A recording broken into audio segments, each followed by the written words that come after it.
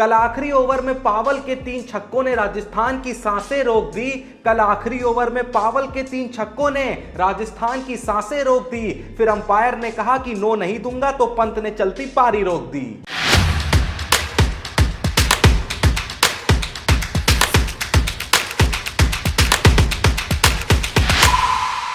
तो भाई देखो, जब तक कल मैच का आखिरी ओवर नहीं हुआ था ना, तो मैंने सोच रखा था कि वीडियो कुछ ऐसे शुरू करूंगा। पहले बटलर के बारे में बात करूंगा, फिर संजू सैमसन के बारे में बात करूंगा, फिर प्रसिद्ध कृष्णा के बारे में बात करूंगा। लेकिन उसके बाद आखिरी ओवर होता है और कहीं ना कहीं दिल में एक आवाज आती है कि भैया सबसे पहले तो इस ओवर के बारे में ही बात होगी, क्योंकि कल आखिरी ओवर में भैया सब कुछ देखने को मिल गया, सब कुछ। तो भाई देखो, आखिरी ओवर में जरूरत थी 36 रनों की, लेकिन असल में सच ये है कि 12 बॉलों पर जरूरत थी 36 रनों की, लेकिन जो सेकेंड लास्ट ओवर था वो चला जाता है मेडन। और फिर सारी दुनिया को लगने लगता है कि अब इस मैच में क्या ही होगा, जब आखिरी ओवर में 36 रन चाहिए, मतलब कि हर बॉल पे छक्का चाहिए। पर बॉलिंग में मैकॉय आते हैं, बैटिंग पे आते हैं पावल, और पहली 3 बॉलों पे पावल मैकॉय को जड़ देते हैं 3 छक्के। और जैसे ये 3 छक्के जड़े जाते हैं, राजस्थान की तो जान होती है वो वापस से हलक में अटकने लगती है। अटकने इस वजह से और ज्यादा लगती है क्योंकि जो तीसरी बॉल पे छक्का लगा होता है वो असल में कहीं ना कहीं नो बॉल होती है। पर अंपायर इस बात को नजरअंदाज कर देते हैं कि ये नो होगी या नहीं होगी, हमें थर्ड अंपायर से पूछना चाहिए।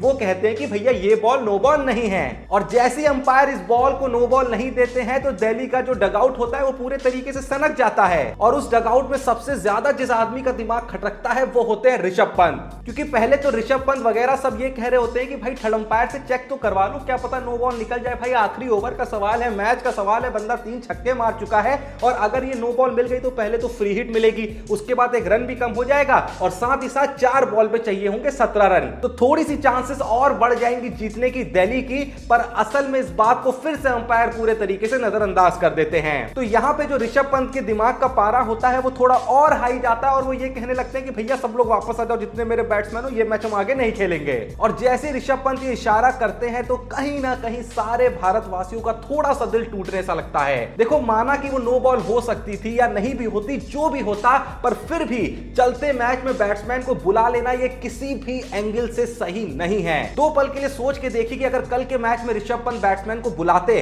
बैट्समैन आ जाते और मैच वहीं पर रुक जाता, तो इससे असल में क्या मैसेज जाता कि जब भी चेस करने वाली टीम को या फिर बॉलिंग करने वाली टीम को सेकंड इनिंग में ऐसा लगे कि ये मैच हमारे हिस्से में नहीं जा रहा है, या फिर कोई डिसीजन है अंपायर का जो हमारे हिस्से में नहीं जा रहा है, तो बीच में मैच रोक देने का और घर जाने का। तो उसके हिसाब से तो कल को हर टीम ये कर सकती है। तो देखो, पंत भाई समझ में आता है, कभी कभी गर्मी इतनी ज्यादा चढ़ जाती है दिमाग को कि समझ में नहीं आता क्या सही है क्या गलत है, पर फिर भी थोड़ा सा तो ये ख्याल रखना ही होता है कि भाई ये इंटरनेशनल क्रिकेट है, गली क्रिकेट नहीं। और बाकी हम सच बताएं तो सच में ऋषभ पंत कल उन बैट्समैन को वापस बुला लेते अगर उनको शेन वॉटसन ने नहीं रोका होता। वो तो एन मौके पे शेन वॉटसन आते हैं, ऋषभ पंत को समझाते हैं कि भाई छोटे बच्चे हो क्या। मजाक असाइड, कहीं ना कहीं वो उनको बताना चाह रहे होते हैं कि भैया ठीक है, डिसीजन कई बार हमारे हक में आते हैं, नहीं आते हैं, पर किसी भी एंगल से इसका मतलब ये नहीं बनता है कि आप बैट्समैनों को वापस बुला लें, क्योंकि ये क्रिकेट है भाई। एक समय में तो कितने सारे डिसीजन बैट्समैन के खिलाफ जाते थे, बॉलर के खिलाफ जाते थे, जब टेक्नोलॉजी और कम थी। और माना कि कल टेक्नोलॉजी थी और कहीं ना कहीं यूज भी करा जाना चाहिए था, क्योंकि मैच एक बहुत ही क्रूशियल ओवर में था,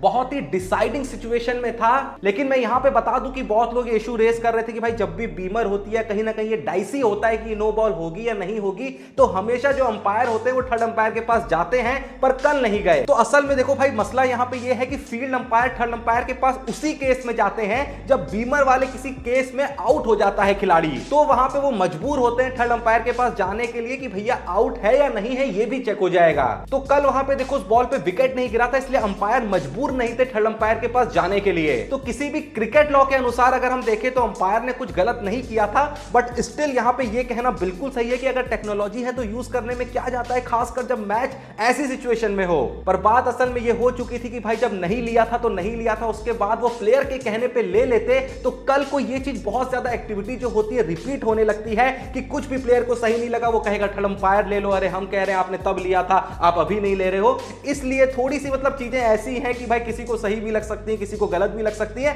पर यहां पे जो भी ये वीडियो देख रहा है उनका क्या मानना है इस चीज पे कमेंट में जरूर बताइएगा। बाकी देखो, मेरा इस चीज पे कोई टेक नहीं है कि वो नो बॉल थी या नहीं थी, देखो वो अब बहुत सेकेंडरी बात बन चुकी है। वो तब तक ही एक बहुत इंपॉर्टेंट बात थी जब तक वो नहीं हुआ था जो ऋषभ पंत ने किया, तब ये बहुत बड़ा मुद्दा बनता कि भाई ये नो थी या नहीं थी। पर जैसे ऋषभ पंत की तरफ से वो बिहेवियर आया, उसके बाद से ये बहुत छोटी चीज हो चुकी कि भाई वो नो थी या नहीं थी। मेन यहां पे देखो मैं इस चीज पे ये जरूर कह सकता हूं कि ऋषभ पंत ने जो असल में करा था वो तो सही नहीं था, और कहीं ना कहीं जहां पे इंडियंस उनको एक अपने फ्यूचर कैप्टन के रूप में देखते हैं तो ठीक है, कैप्टन की तरफ से एक फाइटिंग स्पिरिट देखने को मिलनी चाहिए, पर ये स्पोर्ट्समैन स्पिरिट के बहुत ज्यादा अगेंस्ट चला जाता है। एक है कि चलो छोटा मोटा अगेंस्ट चला गया कोई दिक्कत नहीं है, पर बहुत ज्यादा अगेंस्ट जाना कि भाई अपने आप प्लेयर ही बुला ले रहे हो, ये तो यार किसी भी हद तक सही नहीं है। बाकी सही तो राजस्थान के लिए देखो बटलर कर रहे हैं, चाहल कर रहे हैं, संजू सैमसन कर रहे हैं, क्योंकि जैसा मैं हर बार कहता हूं कि यहां पे तो हम एक कॉम्बिनेशन डालते हैं, दूसरा कॉम्बिनेशन जाता है सीधे हमारे टेलीग्राम चैनल पे, जहां पे हम बहुत ही बेमिसाल ऑफर्स भी डालते हैं, और अगर आपने वो दो कॉम्बिनेशन के साथ एंट्री मारी होगी किसी भी ग्रैंड लीग में तो आपका भैया कल बहुत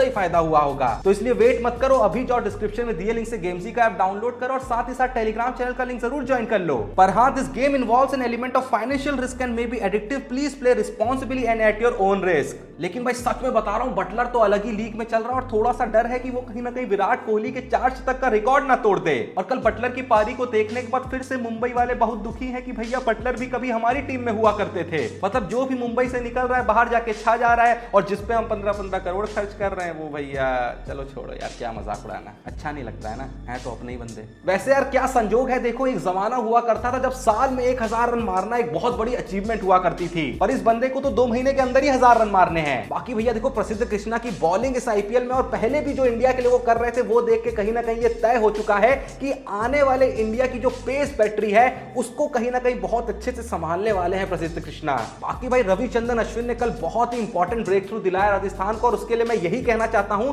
कि अश्विन को लेके असल में लोगों के मन में ये इमेज रहती है कि भाई ये बहुत बड़े T20 के बॉलर नहीं है, पर असल में वो हर मैच में अपना काम करके जाते हैं, क्योंकि सबसे उनकी खास बात यह है कि वो रन तो नहीं देते हैं और उसी चक्कर में उनको कुछ ना कुछ विकेट भी मिलते रहते हैं जो बहुत ही इंपॉर्टेंट विकेट होते हैं। तो यहां पे देखो यही कहना चाहिए कि उनका जो कंट्रीब्यूशन है बहुत ऐसा नहीं होता है कि आंखों के सामने धमके चमके और लोगों के नजरों के सामने उछले, पर असल में उनका जो कंट्रीब्यूशन होता है ना वो चुपके से आता है और टीम के लिए कंट्रीब्यूट करके चला जाता है। पर भैया आप कहीं मत जाइएगा, क्योंकि कल खेले जाने हैं 2-2 मैच और दोनों ही मैच की बेस्ट फैंटेसी 11 बताएंगे हम आपको। तो जो पहला मैच होना है केकेआर और गुजरात के बीच, उसमें हमारे पहले कॉम्बिनेशन में विकेट कीपर रहेंगे रिद्धिमान साहा, बैट्समैन होंगे श्रेयस अय्यर, वेंकटेश अय्यर और शुभम गिल, ऑलराउंडर होंगे आंद्रे रसल, सुनील नारायण और हार्दिक पांड्या, बॉलर होंगे उमेश यादव, पैट कमिंस, राशिद खान और मोहम्मद शामी। नजर डालें दूसरे कॉम्बिनेशन की तरफ तो यहां विकेट कीपर होंगे दिनेश कार्तिक और निकोलास पुरन, बैट्समैन होंगे Kane Williamson, Faf du Plessis और राहुल त्रिपाठी, ऑलराउंडर होंगे ग्लैन मैक्सवेल और मरकरम,